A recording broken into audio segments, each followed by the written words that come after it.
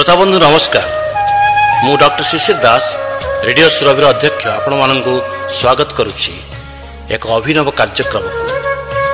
विगत 5 वर्ष मध्य रेडियो सुरभि शिक्षा कृषि ठारू आरंभ करी जीविका पर्यंत विभिन्न कार्यक्रम परिवेषण करि आसुछि। आदि ठारू सेही परि शिक्षा दीक्षा कार्यक्रम अंतर्गत एक नुआ शिक्षा दिगंत उन्मोचन हेउछि, जार ना चलतु जानिबा इतिहास बा लेट्स नो हिस्ट्री। यही कार्यक्रम द्वारा ओडिशार महाविद्यालय पढ़ुवा छात्र छात्री एवं विभिन्न प्रतियोगितामूलक परीक्षा देउथिबा प्रार्थी माने विशेष उपकृत हेबे। रेडियो सुरभिर यही अभिनव कार्यक्रम सारा भारतवर्ष रे प्रथम बोली अभिहित करा जाई पारे। यही ऐतिहासिक कार्यक्रम समस्त प्रश्नोत्तर प्रस्तुत करिसंती इतिहास विभाग प्रोफेसर कामाक्षी प्रसाद दास और सहयोग करिसंती श्रीमती नीलिमा दास। आसंतु सुनिबा इतिहास। नमस्कार।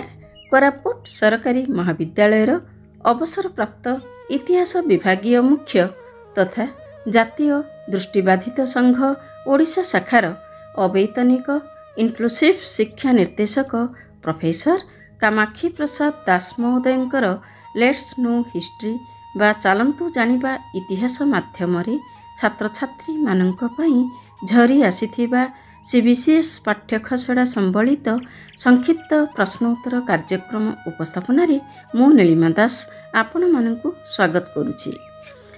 आज आमे सुनिबा अकबरंकर प्रशासनिक संस्कार संपर्क रे। संशोधन ओ संस्कार एकत्र गतिशील एवं ए उभयंकर विश्वस्त संतान ही तो समाधान। तेणु तो संशोधन संस्कार ओ समाधान को नहीं राष्ट्रीय प्रगति त्वरान्वित होता है। एही संस्कार प्रक्रिया किभली अकबरंकर समय रे गतिशील होइथिला से संपर्क रे आजिर प्रश्नोत्तर। प्रश्न 1। मुगल प्रशासनिक व्यवस्था रे कृषि नीति किभली निर्धारित होइथिला? उत्तर। बळका उत्पादन को भू राजस्व रूपे हस्तांतर करिबा थिला एहार मुख्य कृषि नीति। प्रश्न 2। मुगल प्रशासन रे राज्यर मुख्य राजस्व भावरे काहाकू ग्रहण करा जायथिला? उत्तर। कृषक मानकर बळका उत्पादन को। प्रश्न 3। ब्रिटिश शासक मानक मतरे भू राजस्वर अर्थ कौन? उत्तर। मृत्तिकार भड़ा। प्रश्न 4।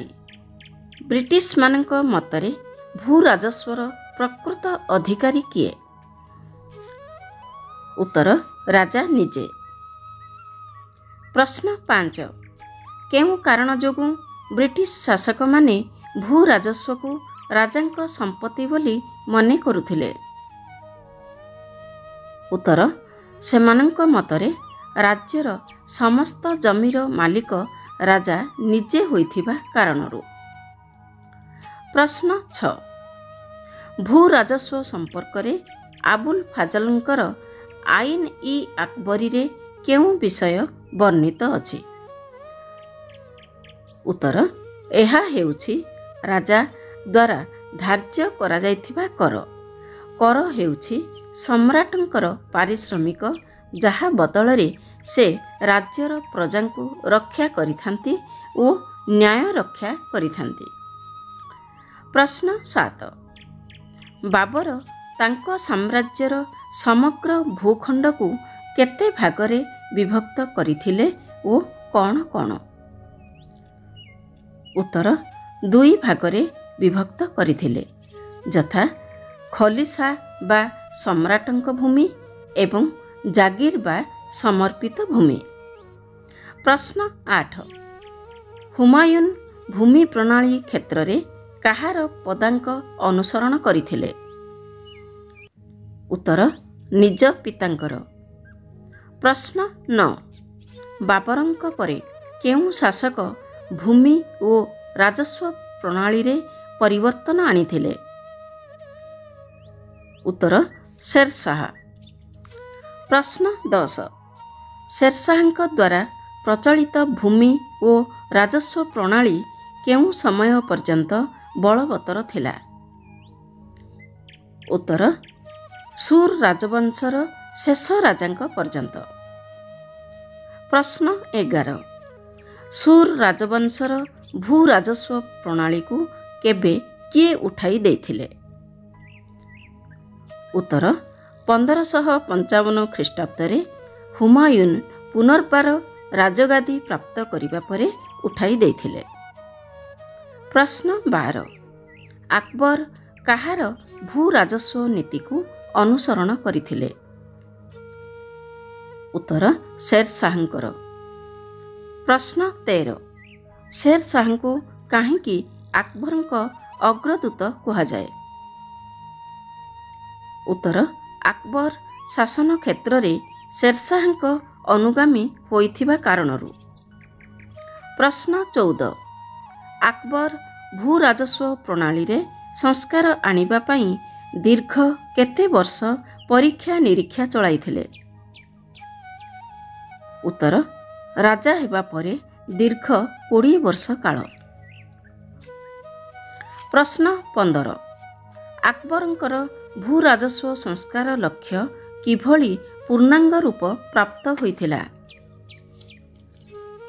ଉତ୍ତର ରାଜା ତୋଡ଼ର ମଲ୍ଲଙ୍କର ଦହଶାଳା ଜପ୍ତି ପ୍ରଣାଳୀ ମାଧ୍ୟମରେ। ପ୍ରଶ୍ନ 16 ଆକବରଙ୍କ ସମୟରେ ରାଜସ୍ୱ ସଂସ୍କାର ପ୍ରଣାଳୀରେ ସଂସ୍କାର ଆଣିବା ପାଇଁ ପ୍ରଥମେ କେଉଁମାନେ ପ୍ରୟାସ କରିଥିଲେ? ଉତ୍ତର ଅବଦୁଲ ମଜଦଫ ଖାନ ଓ ମୁଜାଫର ତୁର୍ବତୀ।